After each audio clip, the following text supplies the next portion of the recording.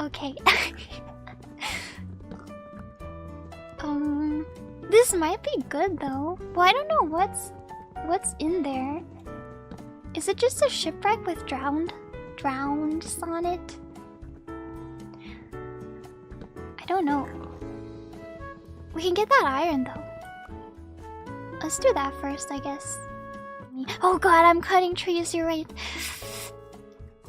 Today we are living in the fictional world of Minecraft, and none of my actions should be replicated in the real world.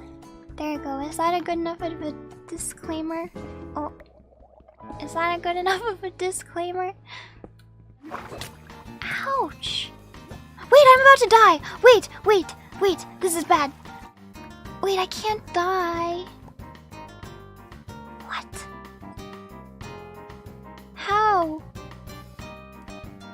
Oh no. Do we have to kill the chicken? First the trees and now the chicken? Oh. Don't look. Don't look. Ah, don't look.